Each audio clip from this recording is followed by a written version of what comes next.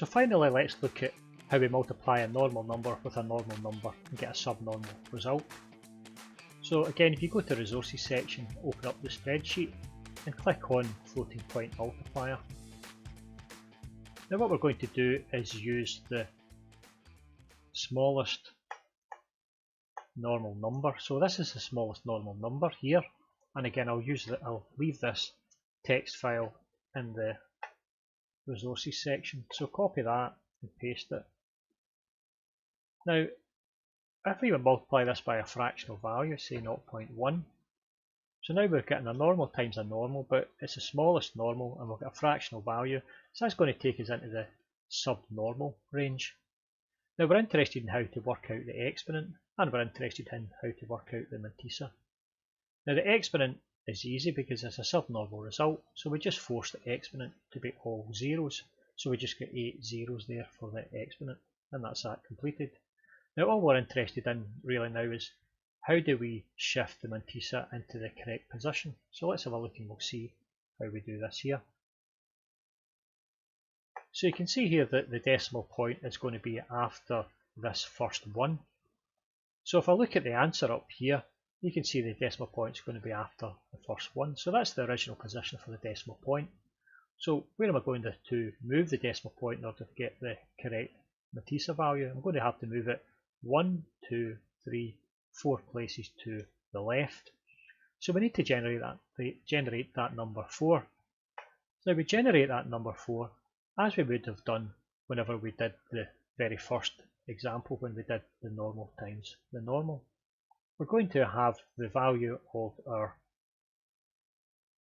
ye, so this is the biased exponent, and it's a value of 1, so this is 1 up here. We take away the 127, we get -4, and the xe is the 123, we take away 127, and we've got our two unbiased exponents. We add them, we get our value of 127, and we add them together, we get a value -130. We add on the 127 and we get the biased exponent -3, but that's out by a value of 1. So all we need to do is just add that value of 1 on to the absolute value of this, and we'll get our value of 4.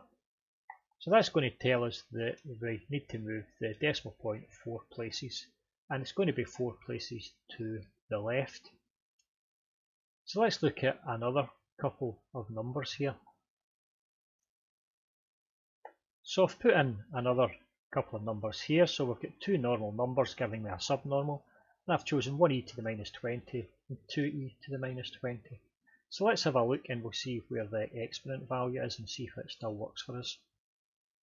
So you can see here that the decimal point is just after this 0 here. So whenever I head up here, you'll see that the decimal point, we've got our 1 and then our 0. So the decimal point is going to be at this point right here. So how far did we have to move it to get the correct answer? Well, the answer to that is we have to move it 1, 2, 3, 4, 5, 6, 7 places.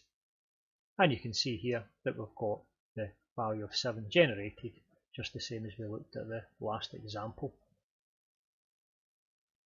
So that's us finished with this. What we'll do is we will go ahead and we'll write it down in a format that is understandable to us, and we'll see that we can actually understand the algorithm. So to summarise, a normal times a normal giving a subnormal, the exponent is going to be set at all zeros. The mantissa decimal point is going to shift to the left by this value here, the ex plus ey plus the bias, which is 127 plus a value of 1, and we have to add in the leading zeros.